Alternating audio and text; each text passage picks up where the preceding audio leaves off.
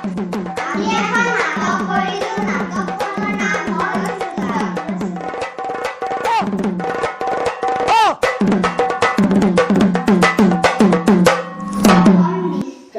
ৰজা শিলাদিত্য এটা শিলৰ মূৰ্তিৰ আগত থিয় দি আছে ওচৰতে তেওঁৰ মন্ত্ৰী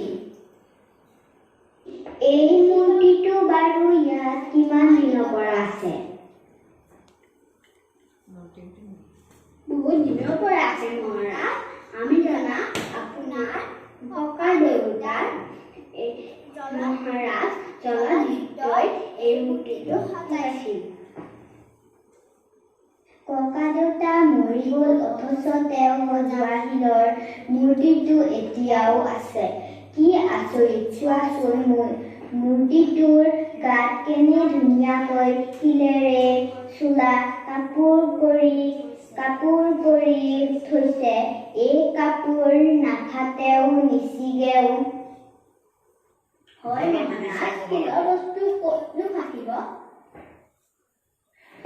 মোৰ মনত এটা কথা খেলাইছে মন্ত্ৰী ককা দেউতাই যদি শিলৰ মূৰ্তিত শিলৰ চোলা নিপিন্ধাই নিজে পিন্ধিলেহেঁতেন তেওঁ কিজানি শিলৰ দৰে অজৰ অমৰ হ'লহেঁতেন মহাৰাজ আপুনি কথাটো ভাবিছে কিন্তু আমি জানো অমৰ হ'ব পাৰে মই সেইবোৰ নাজানো মই এটা শিলৰ চোলা পিন্ধিম মোক এটা শিলৰ চোলা লাগিবই মহাৰাজ শিলৰ চোলা শিলৰ মূৰ্তিহে পিন্ধে আপুনিতো শিলৰ মূৰ্তি নহয় আপুনি পাত মেদান কৰি আজিহে কাপোৰ পিন্ধিব লাগে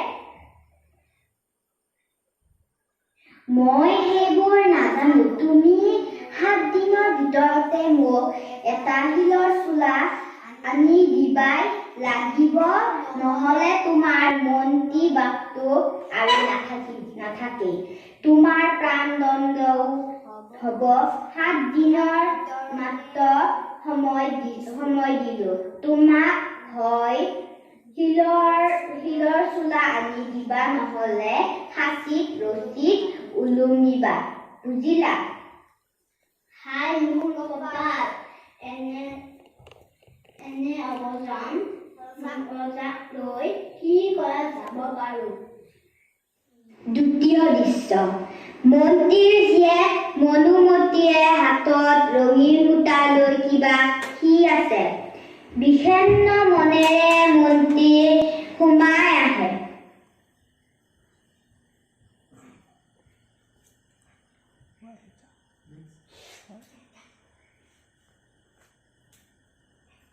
কি হ'ল পিতাইদেউ তুমিচোন বৰ দুখ মনেৰে ঘৰ সোমাইছাহি দেশৰ কিবা যুদ্ধ বিগ্ৰহ হৈছে নেকি নহয় আই যুদ্ধ বিগ্ৰহ একো হোৱা নাই মোৰহে মৰণৰ সময় কাষ চাপিছে আৰু 7 দিনৰ পিছত পিতাইদেউৰক আৰু নাপাবি কি দুখ লগা কথাবোৰ কৈছা পিতাইদেউ গা অসুখ কৰিছে যদি কবিৰাজ মহাশয় মাটিৰ কথা তুমি অলপ কোৱা নহয় আই কিনো কবিৰাজে একো কৰিব নোৱাৰে শিলৰ চোলা দিব নোৱাৰিলে মহাৰাজেই মোক মৃত্যুদণ্ড দিব শিলৰ চোলা কি শিলৰ চোলা মই একো বুজা নাই আজি মহাৰাজ শিলাদিত্যৰ মনত খেলালে বোলে তেওঁ যদি শিলৰ চোলা এটা পিন্ধে তেওঁ হেনো শিলৰ দৰে অজৰ অমৰ হ'ব গতিকে তেওঁ শিলৰ চোলা লাগে 7 দিনৰ ভিতৰত দিব নোৱাৰিলে হেনো মোক ফাঁচীত ওলোমাব মহাৰাজৰ শিলৰ চোলা লাগে নহয় হয় এনে এটা অসম্ভৱ কাম কোনে কৰিব পাৰে বাৰু পাৰিম পিতাইদেউ মই কিবা এটা ব্যৱস্থা কৰি ওলাম তুমি চিন্তা নকৰিবা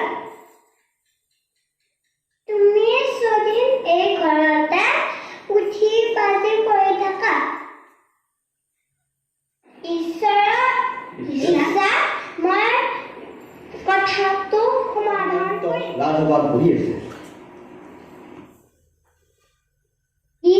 দিন পাৰ হ'ল মন্ত্ৰীয়ে দেখোন এতিয়ালৈকে চোলাটো নানিলে। খবৰ ল'লেও মন্ত্ৰীৰ জীয়েকে কৈ পঠাই যে দেউতাক শিলৰ সূতা কাটাত ব্যস্ত। কোনোবাই কয় বোলে কাপোৰ বোৱাত ব্যস্ত। অথচ আজি 7 দিন হ'লেই। মহাৰাজ, মন্ত্ৰীৰ জীয়েক মনুমতী দুৱাৰত ৰৈ আছে। হাতত কিবা আনিছে নেকি? নাই অনা দেখোন মহাৰাজ, শুধতে আনিছে। যা পঠিয়াই দে গৈ।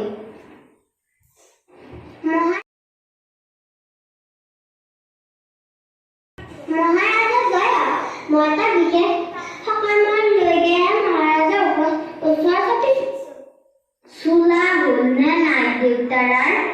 এই হৈছে আৰু কিন্তু এটা বৰ ডাঙৰ লেঠা হ'ল। কি লেঠা হ'ল আকৌ? এটা বস্তু পালে পিতাইদেউ কাম সম্পূৰ্ণ হ'ব। কি বস্তু লাগে? ৰাজভঁৰালৰ পৰা লৈ যোৱা। মোক আজি শিলৰ চোলা লাগিবই। মহাৰাজৰ আদেশ পালে মই ভঁৰাল লৈ যাম। বস্তুটো আনিবলৈ আপোনাৰ ভঁৰালটো কিহৰ বা? নহয় জানো মহাৰাজ? ঠিকেই কৈছা। তুমি কোৱা, কি লাগেনো তোমাক? দেউতাই কৈছে বোলে শিলৰ চোলাটো পানীৰ বেজীৰে আহিব পাৰি। পানীৰ বেজী পালে চোলা শেষ হয়। পানীৰে বেজী সজাটো জানো সম্ভৱ? মন্ত্ৰীয়েনো এনে অসম্ভৱ বস্তু এটা কিয় বিচাৰিছে? বুজিছো, শিলৰ চোলা হিয়াটো তেনে অসম্ভৱেই চাগৈ। মহাৰাজ, পানীৰ বেজীৰ বাবে দেউতাই ৰৈ আছে। বাৰু, মই সকলো বুজিলো। তুমি বৰ বুদ্ধিমতী ছোৱালী। যোৱা, দেউতাৰাক ৰাজসভালৈ পঠিয়াই দিয়াগৈ। কবা, মোৰ পানীৰ বেজীও নাই আৰু শিলৰ চোলাও মোক নালাগে। এতিয়া সেয়াহে।